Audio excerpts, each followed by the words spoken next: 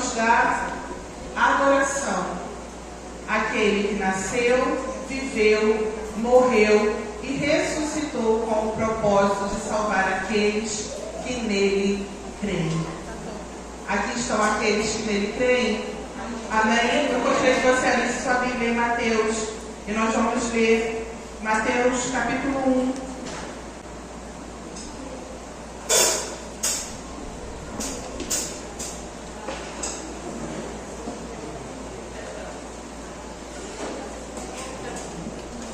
Do versículo 21 ao 23.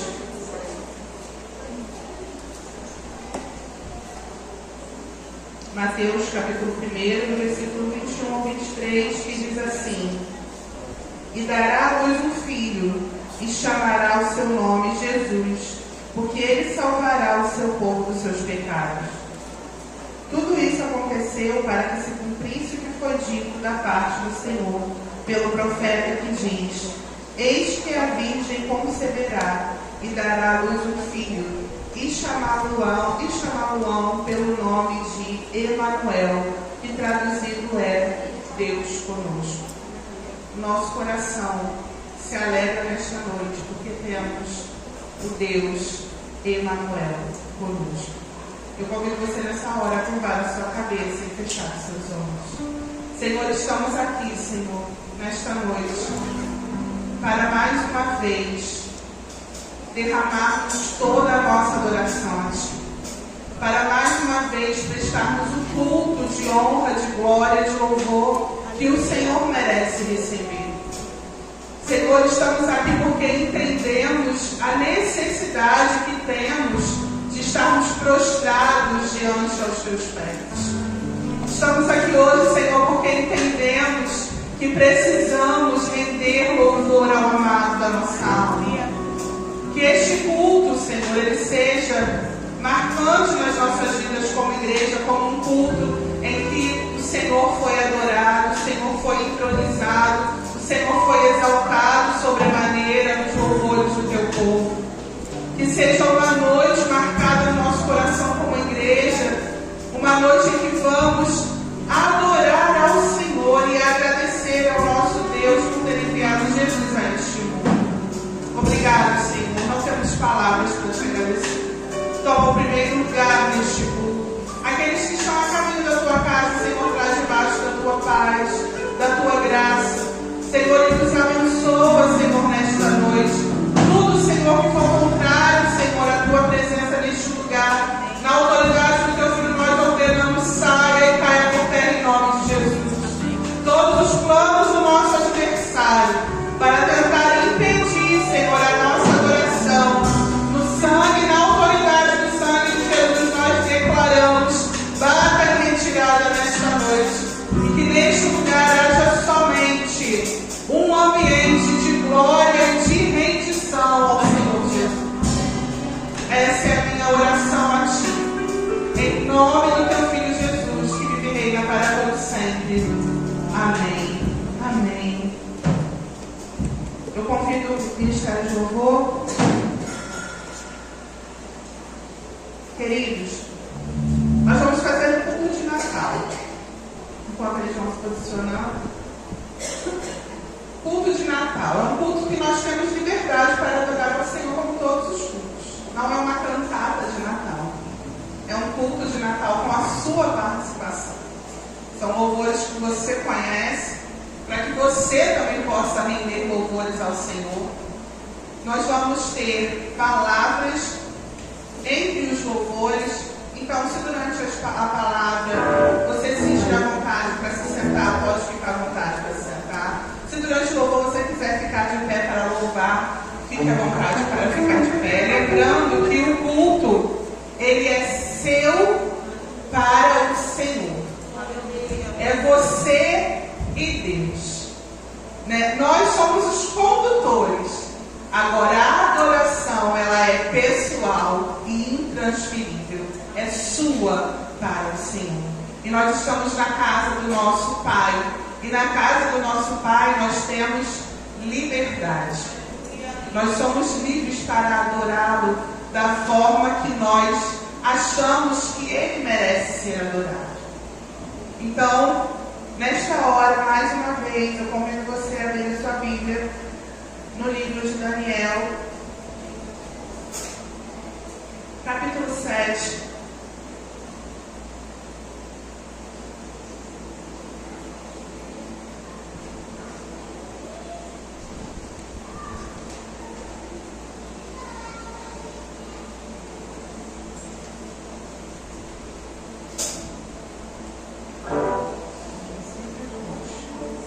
Daniel, capítulo 7, versículo 14.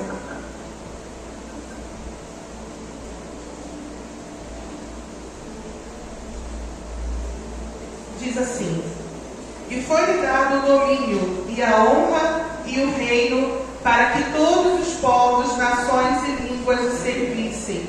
O seu domínio é um domínio eterno, que não passará, e o seu reino tal, que não será destruído. O nascimento de Jesus Cristo, ele traz um novo reino.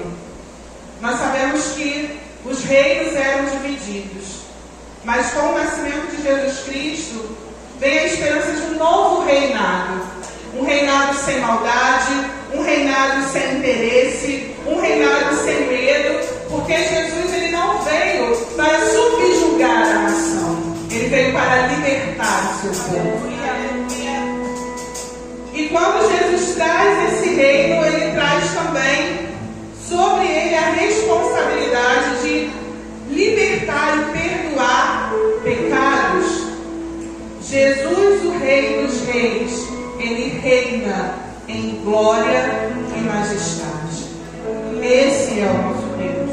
Hoje, mais uma vez, engrandecemos ao Senhor, aquele que já nasceu, mas nasceu com o propósito de trazer para nós salvação. E eu convido você hoje a celebrar a Jesus Cristo.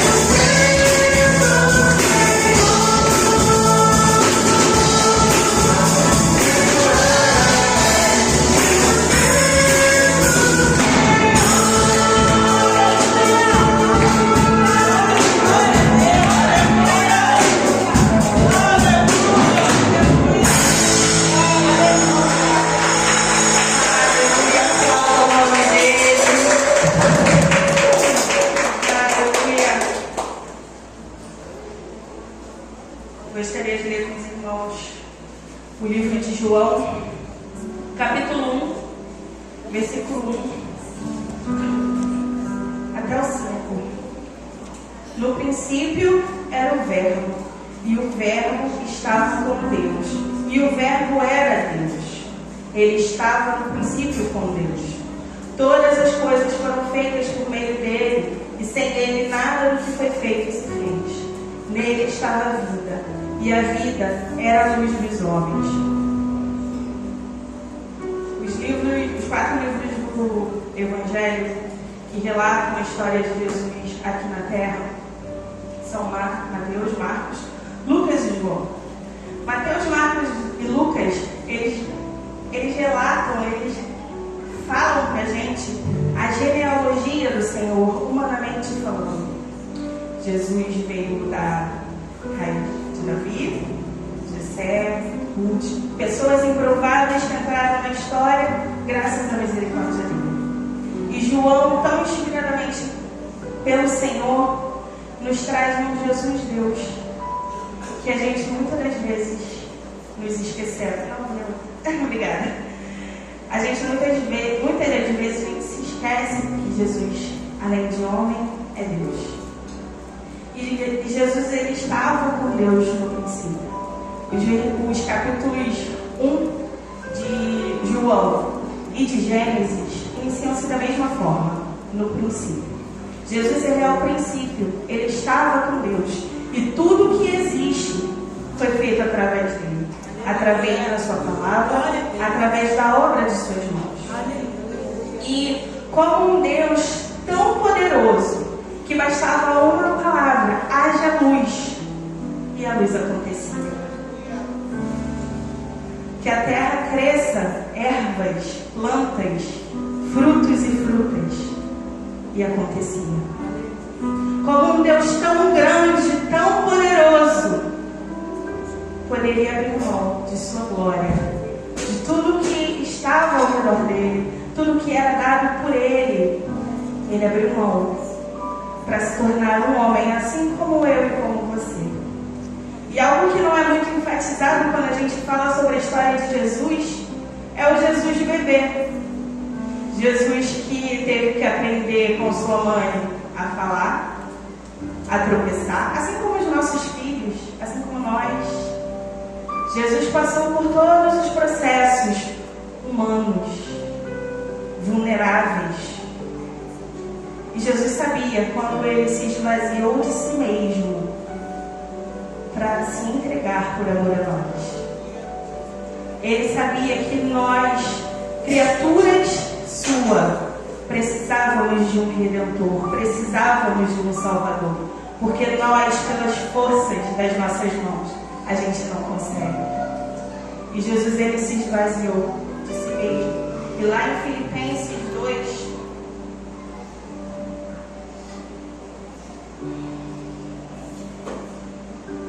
versículo 5. De sorte que haja em vós o mesmo sentimento que houve em Cristo Jesus, que sendo em forma de Deus, não considerou ser que o ser igual a Deus era algo ao qual devia se apegar, mas a si mesmo se esvaziou, tomando a forma de servo, fazendo-se semelhante aos homens, e achando na forma de homem, humilhou-se a si mesmo, sendo obediente até a morte, e morte de cruz. Jesus, ele sabia tudo que ele iria padecer naquela cruz. E mesmo assim, Jesus, ele foi obediente ao Pai.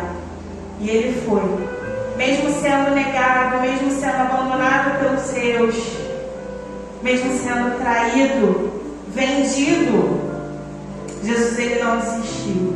Ele subiu naquela cruz e derramou até a última gota de sangue existente em sua carne humana. Carne humana igual a nossa. A gente, quando vê uma gota de sangue, a gente já se desespera, quando a gente não sabe de onde é a fonte. Mas Jesus, ele se esvaziou totalmente, exclusivamente para a salvação dos seus. E com essa atitude, versículo 9, pelo que Deus o exaltou soberanamente e lhe deu um nome que é sobre todo nome, para que ao nome céus, na terra e debaixo da terra, e que toda língua confesse que Jesus Cristo é o Senhor, para a glória de Deus Pai.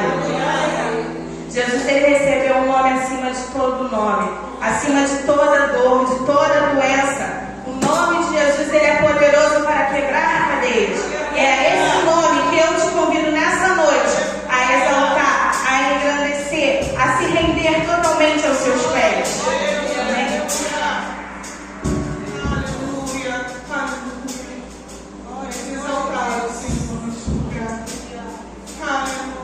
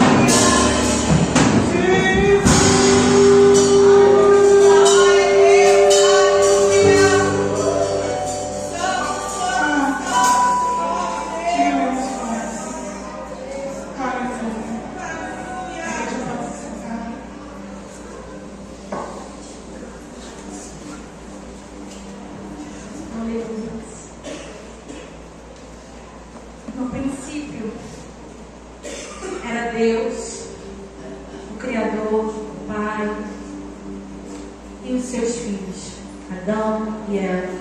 O homem, ele tinha o privilégio de ter um relacionamento direto e reto com o Pai.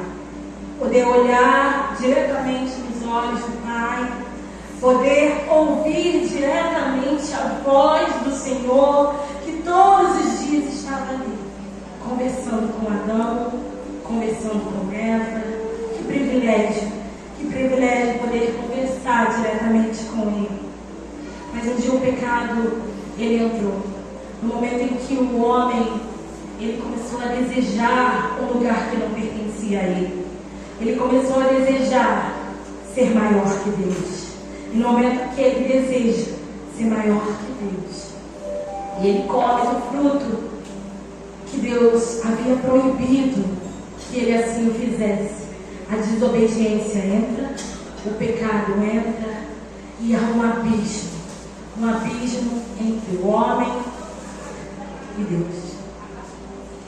E Deus, em seu infinito amor, Ele tem um plano de salvação, um plano de resgate, desse relacionamento com esse homem, através de Jesus, como bem foi falado aqui, através de Jesus, do Filho, dele morrer naquela cruz por nós, por nossos pecados, num lugar que não deveria ser o dele, mas o nosso.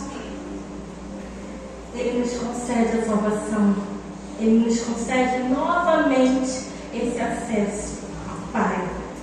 Quão privilegiados somos por termos Jesus Cristo. Quão privilegiados somos de poder agora, através de Jesus, olhar nos olhos do Pai diretamente, de não ter nenhum profeta que intermedia essa relação, mas agora, em qualquer lugar, eu posso olhar para Jesus, posso falar com Ele, posso falar com o Pai diretamente, porque o Filho um dia se entregou por mim e por você. Agora posso ouvir a voz do Senhor, porque um dia o Filho se entregou por mim e por você. Quão maravilhoso é isso! Mas infelizmente, ainda nos dias de hoje, há filhos e criaturas que colocam ainda um abismo entre eles e Deus, porque começam a colocar deuses no lugar do nosso Deus. E o nosso Deus, Ele não divide sua glória com ninguém. Ele é soberano, Ele é digno, Ele é o alfa, Ele é o ômega, Ele é o princípio, Ele é o fim de todas as coisas. E toda a glória pertence a Ele. Ele é o único digno de louvor todos os dias da nossa vida. E muitas vezes a gente coloca ídolos nesses lugares. Colocamos ídolos do dinheiro, da má administração do nosso tempo. Colocamos tantas coisas no lugar que seria o lugar do Senhor, porque a primazia é dele, por meio dele, por ele, para ele foram feitas todas as coisas. Eu gostaria de compartilhar a palavra do Senhor no livro de Salmos 72, versículo 11, que diz assim: todos os reis se prostrarão perante ele e todas as nações o servirão. Um dia, todos os tronos serão quebrados diante dele. Todos os reis cairão no chão diante dele. Toda língua confessará que Jesus Cristo é o Rei dos Reis, é o Senhor dos Senhores. Um dia todos nós estaremos diante do trono de Deus. Falaremos com Ele face a face. Prestaremos conta de tudo que nós vivemos aqui nessa terra, de todos os nossos atos diante do Senhor. E a Bíblia enfatiza que toda criatura há de se encontrar com o seu Criador no grande dia. E muitos vão ter que prestar contas de tudo que fizeram. E tiveram uma oportunidade. E Jesus estava ali. E Jesus deu essa oportunidade de revelar o Senhor, de ser a ponte que nos liga diretamente a Deus. E não podemos dizer que não ouvimos falar do Senhor, que não tivemos oportunidade, porque Ele é um Pai amoroso, que dá oportunidade a todos. A palavra fala em João 3,16, porque Deus amou o mundo de tal maneira que deu o seu Filho unigênito, para que todo aquele que nele crê não pereça, mas tenha a vida eterna. Ele deu a vida por todos. Ele veio por todos nós. Mas poucos têm esse entendimento. Mas poucos querem ter esse compromisso. Porque servir aquele que é o único é necessário obediência. E como eu disse, pela desobediência foi que o pecado entrou. Apocalipse 15:4 vai falar do nosso grande Rei das Nações. Rei das Nações, quem não temerá? Quem não glorificará esse nome? Ó Rei das Nações, quem não te louvará? Pois só o teu nome é santo. Só o teu nome é santo. E Apocalipse 15:4 termina dessa forma: pois os teus atos de justiça se fizeram manifestos. Todos os atos do Senhor de justiça se fizeram manifestos todos os dias da nossa vida. Queridos, que nós venhamos a reconhecer, porque quando nós reconhecemos a grandeza de Deus e a posição que Ele ocupa como o único digno de toda adoração, nós nos deparamos com a nossa fragilidade. Nós nos deparamos com o quão frágil nós somos enquanto homens e mulheres, enquanto seres humanos. E quando a gente se depara diante da grandeza de um Deus tão grande, com a nossa pequenez, a gente entende algo muito importante: que se somos frágeis, somos dependentes dele e precisamos dele como ar que respiramos todos os dias da nossa vida. Que Ele seja o primeiro em tudo, Senhor Jesus, seja adorado e exaltado, pois Tu és o único, digno de toda honra, de toda glória e todo o nosso louvor.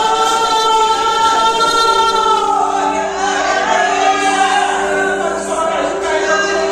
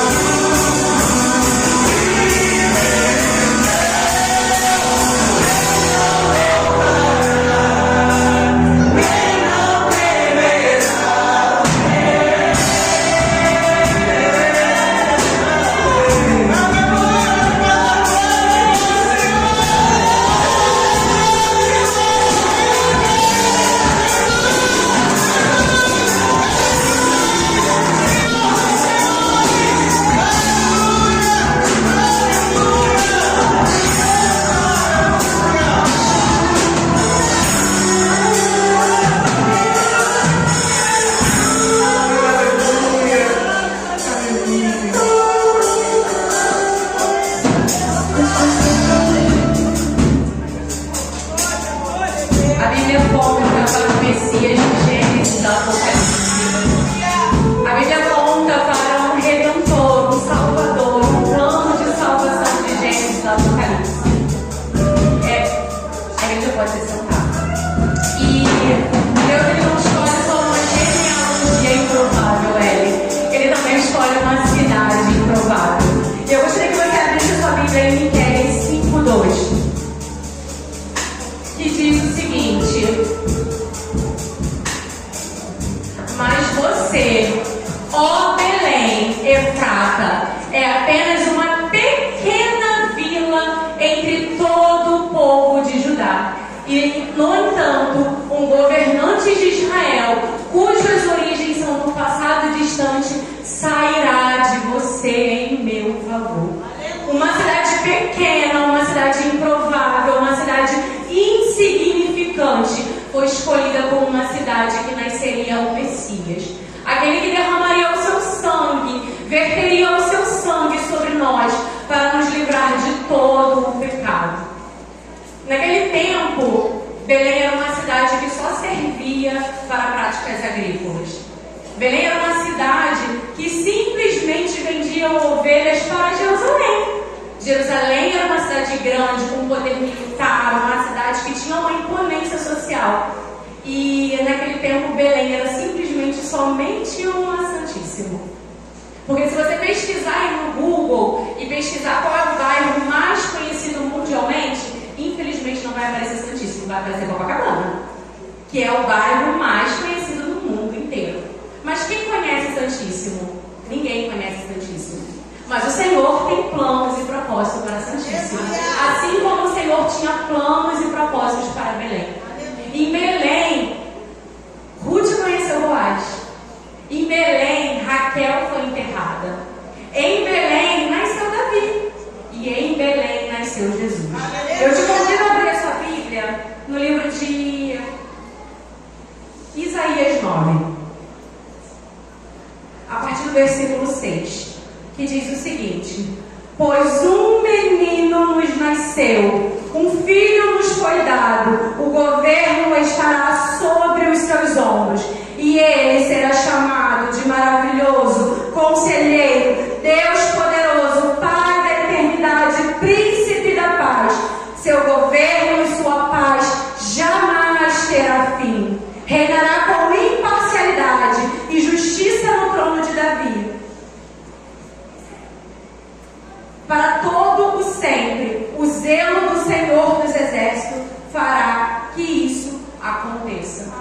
Em Belém, uma cidade improvável, o maravilhoso, o conselheiro, o Deus forte, o Pai da eternidade, a nossa raiz de Davi, a estrela da manhã nasceu, para que hoje eu e você estivéssemos aqui, glorificando o nome dele, rendendo graça ao seu poder, à sua majestade, à sua glória, para todo sempre. Amém.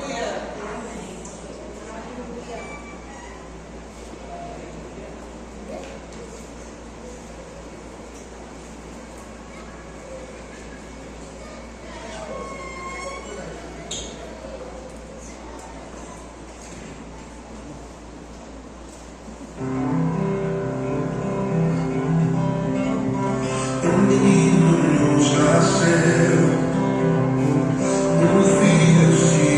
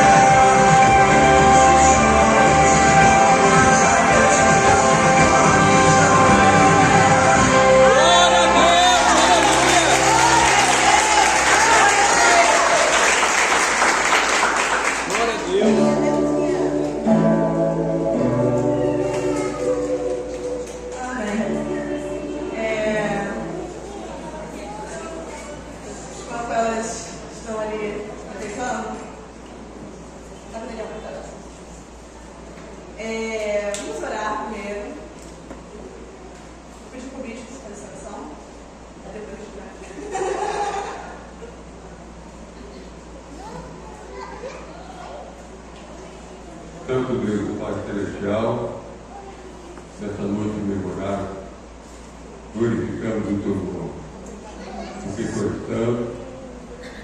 estamos comemorando o teu nascimento.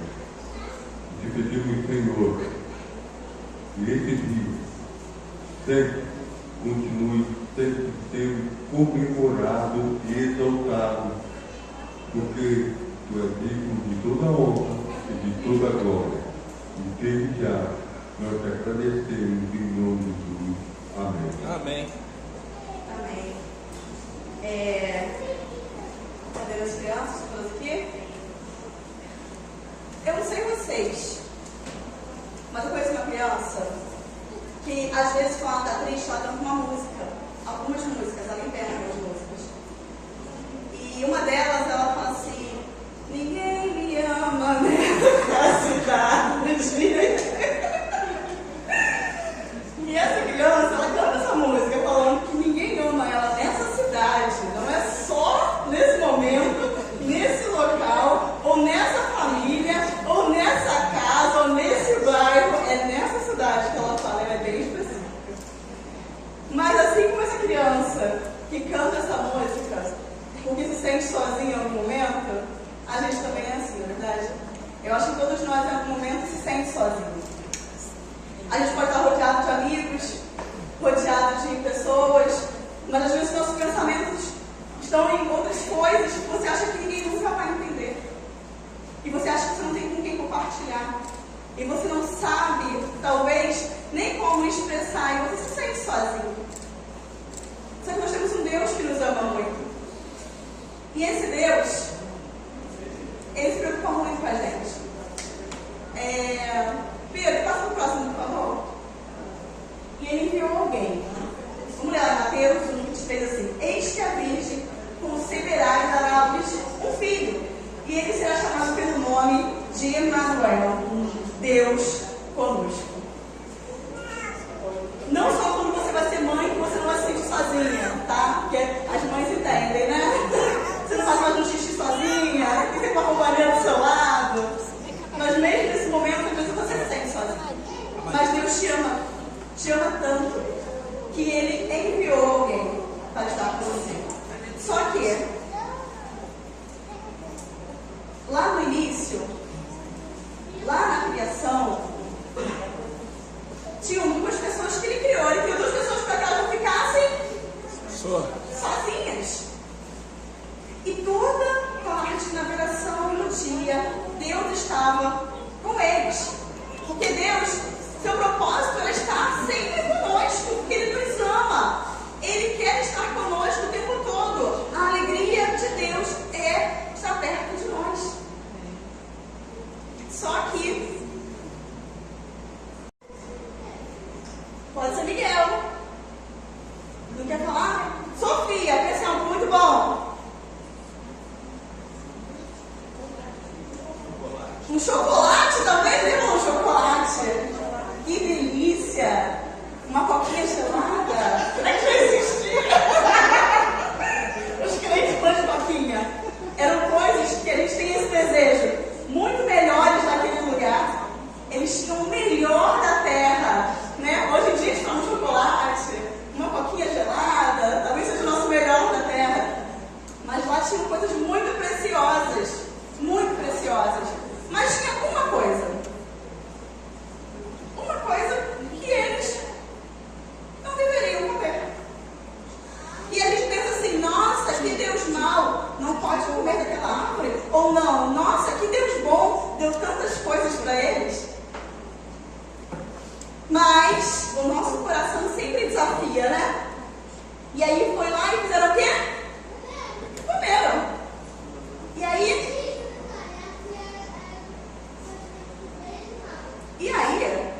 com isso tudo, aconteceu uma coisa: eles desobedeceram, não é verdade? E toda desobediência tem o quê? Consequência. Triste consequência. Consequência eterna. Sabe por quê? Porque nós poderíamos estar nesse lugar. Pode ir lá.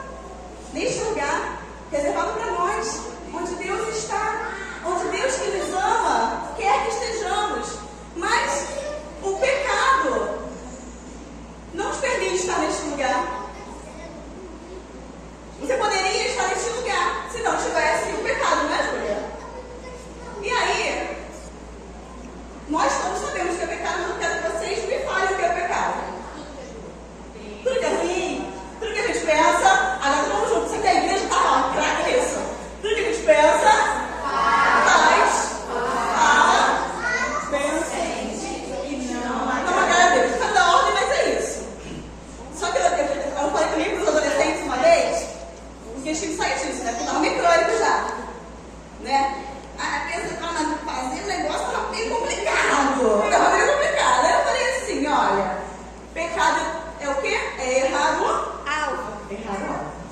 Isso também é pecado. Você vai com um propósito. E se você desvia do seu propósito, você erra o alvo. Você está pecando. Então, a consequência disso foi o quê? Vestir uma roupinha de carneiro ou de ovelha, trabalhar para se sustentar. Uma roupinha calorífica. E a pior consequência de todas, estar afastado de Deus. Nós herdamos isso. Mas mesmo assim, Deus, em sua infinita misericórdia, traçou um plano para que você não estivesse longe dele. Para que você pudesse chegar perto dele. E ele fez todo esse plano e garantiu que ele fosse cumprido. Mas, nesse tempo, Deus deixou de falar com o seu povo? Não, Deus não deixou de falar com o seu povo. Ele ainda mandou profetas, né? Para falar a palavra dele. Ele nunca, em momento nenhum, te desampara.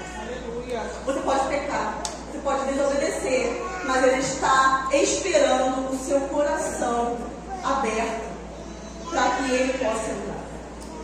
Mas, chegando aqui, ele viu um anjo. E ele viu um anjo com uma moça, jovem moça, perto de casar. Imagina, essa moça, perto de casar, com tudo pronto, recebe um anjo e fala: vai dar luz a um filho. Vamos lá ler? Vamos ler esse primeiro versículo aqui antes um pouquinho. Vamos ler o versículo. Mas o anjo lhe disse: Maria, não temas, porque achaste graça diante de Deus. Eis que conceberá e dará à luz um filho, a quem chamará pelo nome de Jesus. Está em Lucas 1, 31. E ele fala o quê? Não temas. Não temas. Às vezes Deus fala com você, te gera propósito, te fala: vem para perto de mim, eu te garanto, não temas. É o Senhor que te chama para gerar os planos dele.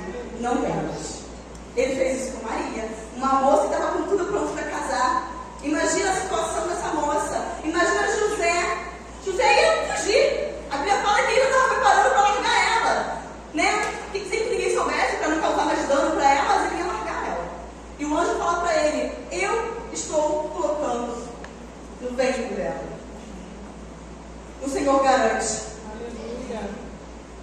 Então, vem o anjo, fala com Maria e fala com ela, e ela gera ali um bebezinho.